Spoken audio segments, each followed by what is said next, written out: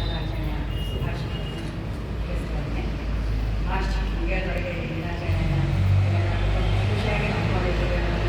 ನಿಮ್ಮ ದೇಶ ವಿಷಯಗಳಲ್ಲಿ ಮಕ್ಕಳಿಗೆ ಆಗಿರುವಂಥ ರಜೆ ಆಗಿದ್ದೀರಿ ನೋಡಿ ತುಂಬ ಖುಷಿ ಆಯಿತು.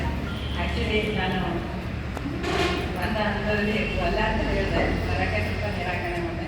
ಎಷ್ಟೋ ಸಾರಿ ಪಾಪ ಈ ಸಮಾಜದಲ್ಲಿ ಎಲ್ಲ ಕಾರ್ಯಕ್ರಮಗಳು ನನಗೆ ಇನ್ವೈಟ್ ಮಾಡ್ತಿರ್ತಾರೆ, ಕರೀತಿರ್ತಾರೆ, ಮೆಸೇಜ್ ಕೊಡ್ತಿರ್ತಾರೆ. ಬಟ್ ಬಿಸಿ ಒಂದು ಕಾರ್ಯಕ್ರಮದಲ್ಲಿ ನಮ್ಮ SLC ರಿಸಲ್ಟ್ ಸಲುವಾಗಿ ನಾವು ಯಾವತ್ತೂ ಎಂಗೇಜ್ ಆಗ್ತಾ ಇರ್ತೀವಿ. ಹಾಗಾಗಿ ಆ ವಿಚಾರವಾಗಿ ನಾನು ಯಾವಾಗಲೂ ಸ್ವಲ್ಪ ನಾನು ಇಲ್ಲದೇ ಇದ್ರು ಇದ್ದಾಗೆ ನೀವೇ ಮಾಡಿದೆ ಅಂತಲೇ ಹೇಳ್ತಾ ಇರ್ತೀನಿ. ಎಲ್ಲರ ಪರಿಚಯ ಇದೆ, ಆದರೆ ಆತ್ಮೀಯತೆಯಿಂದ ಇಷ್ಟದಿಂದ ನೋಡಿದ್ರೆ ಇದು ನನ್ನ ಮೊದಲ ಕಾರ್ಯಕ್ರಮ.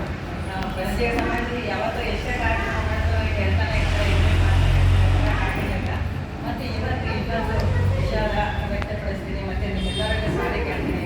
ತುಂಬ ಕಾಯಿಸ್ಬಿಟ್ಟೆ ಅನ್ನಿಸ್ತು. ಯಾಕಂದರೆ ಒಂದು ಕಮಿಷನರ್ ಆದೇಶ ಇದ್ದಿದ್ದರಿಂದ ಕಂಪಲ್ಸರಿ ಒಳ್ಳೆ ಮಾಡಿ ಅಂತ ಹೇಳಿದ್ದಕ್ಕಾಗಿ ಆಪ್ತೆ ಆದರೂ ಮಾಡಿ ಮತ್ತು ಹಾಸ್ಟೆಲಿಗೆ ಬರ್ತೀನಿ ಅಂತ ರಿಕ್ವೆಸ್ಟ್ ಮಾಡ್ಕೊಂಡು ಕೇಳ್ಕೊಂಡು ಬಂದರೆ ಕಾಯಿಸಲಿಕ್ಕಾಗಿ ತಮ್ಮೆಲ್ಲರಲ್ಲಿ ಮತ್ತೊಮ್ಮೆ ಕ್ಷಮೆ ಕೊಡ್ತಾರೆ. ಮೊದಲನೇದಾಗಿ ಈ ದಿನ ಮಹಿಳಾ ದಿನಾಚರಣೆಯನ್ನು ಆಚರಿಸ್ತಾ ಇದ್ದೀರಿ. ಯಾವುದೇ ಆಚರಣೆ ಹಿಂದೆ ಒಂದು ಉದ್ದೇಶ ಇರುತ್ತೆ. ಮಹಿಳೆಯರು ಆ ಉದ್ದೇಶ ಏನು ಅನ್ನೋದನ್ನು ಒಂದು ಸಣ್ಣ ಮಾತಿನೊಂದಿಗೆ ಹೇಳ್ತೀನಿ. ಏನು ಅಂದರೆ ಮಹಿಳೆಯರು ಯಾವತ್ತೂ ಅಬಲೆಯರಲ್ಲ, ಸಬಲೆಯರು ಅನ್ನೋದನ್ನು ಮನವರಿಕೆ ಮಾಡಿಕೊಳ್ಳೋಕ್ಕೋಸ್ಕರ ವಿಶ್ವಸಂಸ್ಥೆ ಆಗಲೇ ಅದರ ತುಂಬ ಸವಿಸ್ತಾರವಾದ ವಿವರವನ್ನು ಇಲ್ಲಿ ಅವರು ಹೇಳಿದ್ದಾರೆ. ಆದರೆ ಪ್ರತಿ ವರ್ಷ ದಿನಾಚರಣೆ ಮಾಡೋದನ್ನು ಅಲ್ಲಿ ಒಂದು ಥೀಮ್ ಇಟ್ಕೊಂಡು ವಿಶ್ವಸಂಸ್ಥೆ ಅದನ್ನು ಆಚರಣೆಗೆ ಒಳಪಡಿಸಿದೆ. ಹಾಗೆ ಈ ವರ್ಷದ ಥೀಮ್ ಏನು ಅನ್ನೋದನ್ನು ನಿಮಗೆ ಸ್ವಲ್ಪ ನೆನಪು ಮಾಡಿಕೊಡ್ತಾ ಕಾರ್ಯಕ್ರಮವನ್ನು ಮಾಡೋದು ಮುಂದುವರಿಸ್ತೀನಿ. 2025 ಮಹಿಳಾ ದಿನಾಚರಣೆಯ ಥೀಮ್ ಏನು ಅಂದರೆ ಕ್ರಿಯೆಗಳನ್ನು ತೀವ್ರಗೊಳಿಸಿಬಿಡುವುದು ಅಂತ. ಅಂದರೆ ಏನಿದ್ರ ಅರ್ಥ? ಈ ಮಹಿಳಾ ದಿನಾಚರಣೆಯಲ್ಲಿ ಇರ್ತಕ್ಕಂಥ ಮಹಿಳೆಯರು ಎಲ್ಲರಿಗೂ ಏನಂದರೆ ಲಿಂಗ ತಾರತಮ್ಯವನ್ನು ಅಂದರೆ ತಮ್ಮ ಇರುವಿಕೆಯನ್ನು ಸಾಬೀತುಪಡಿಸಿಕೊಳ್ತಕ್ಕಂಥ ಎಲ್ಲ ಕಾರ್ಯಕ್ರಮಗಳನ್ನು ತೀವ್ರವಾಗಿ ಜಾರಿಗೊಳಿಸುವುದರಲ್ಲಿ ದಿಟ್ಟ ಮತ್ತು ನಿರ್ವಾಹಕ ಒಂದು ಹೆಜ್ಜೆಯನ್ನು ಇಲ್ಲಿ ತೀವ್ರಗೊಳಿಸಿ ನಿಮ್ಮ ಕ್ರಿಯೆಗಳನ್ನು ಅಂತ ಸೂಚಿಸುವುದರ ಮೂಲಕ ಈ ವಿಶ್ವ ದಿನಾಚರಣೆಯ ಒಂದು ಥೀಮನ್ನು ವಿಶ್ವಸಂಸ್ಥೆ ಈ ವರ್ಷ ಅಳವಡಿಸಿಕೊಂಡಿದೆ. ಈಗ ಅದನ್ನು ಹೇಳೋದಾದರೆ ಆ್ಯಕ್ಚುಲಿ ಕಡಿಮೆ, ನಾನು ಗಣಿತ ಶಿಕ್ಷಕಿ ಆಗಿರೋದ್ರಿಂದ ನಾವು ಮಾತಾಡೋದಕ್ಕಿಂತ ಜಾಸ್ತಿ ಪ್ರಾಕ್ಟೀಸೇ ಮಾತಾಡ್ಕೊಂಡು ಹೋಗ್ತೇವೆ. ನಾವು ಕಡಿಮೆ ಇಂಥಲ್ಲಿ ಇನ್ವಾಲ್ವ್ ಆಗೋಕ್ಕೆ ಇಷ್ಟಪಡಲ್ಲ. ಯಾವುದೇ ಪುರಸ್ಕಾರ ಸಾಧಿಸಿರೋದು ನನ್ನ ಕೆಲಸ ನಾನು ಮಾಡ್ತಾ ಇರ್ತೀನಿ ಅಷ್ಟೇ. ಅದನ್ನು ಸ್ವಲ್ಪ ಅವಾಯ್ಡ್ ಮಾಡ್ತೀನಿ. ಹಾಗಾಗಿ ನನ್ನ ಸ್ನೇಹಿತೆ ರಾಜೇಶ್ವರಿ ಅವರು ತುಂಬ ಫೋರ್ಸ್ ಮಾಡಿದ್ರು ಅಂತ ಬಂದೆ. ಯಾಕಂದರೆ ನೀವು ಇಷ್ಟು ಖುಷಿಯಾಗಿ ಈ ಕಾರ್ಯಕ್ರಮವನ್ನು ನಿರ್ವಹಣೆ ಮಾಡ್ತಿದ್ರಿ.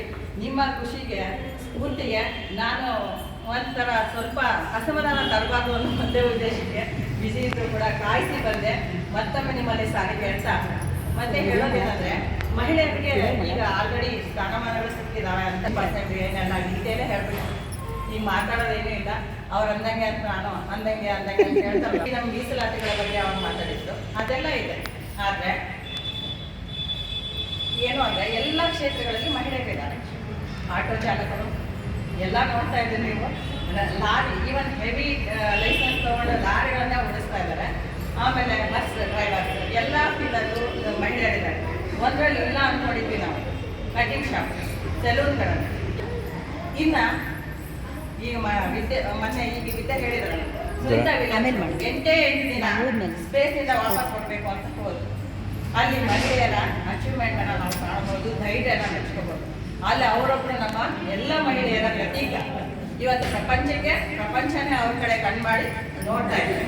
ಹಾಗಾಗಿ ಮಹಿಳೆಯರು ಯಾವತ್ತೂ ಯಾವುದರಲ್ಲೂ ಕೈ ಹಾಕಿದ ಕೆಲಸವನ್ನು ಯಾವತ್ತೂ ಬಿಡೋದಿಲ್ಲ. ಹಿಡಿದ್ರೆ 100% ಅವ್ರು ರಿಸಲ್ಟ್ ಕೊಡ್ತಾರೆ.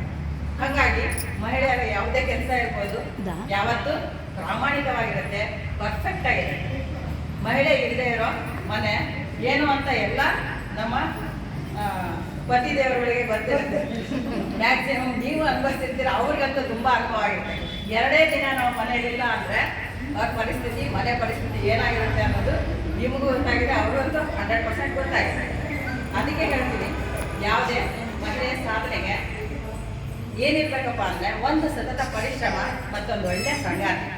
ನನ್ನ ಪರಿಚಯ ಹೇಳೋವಾಗ ಹೇಳಿದ್ರು, ನನ್ನ ಎಲ್ಲ ಸಾಧನೆ ಹಿಂದೆ ಯಾವಾಗಲೂ ಒಂದು ಎಲ್ಲರೂ ಕೇಳೋರಾಗ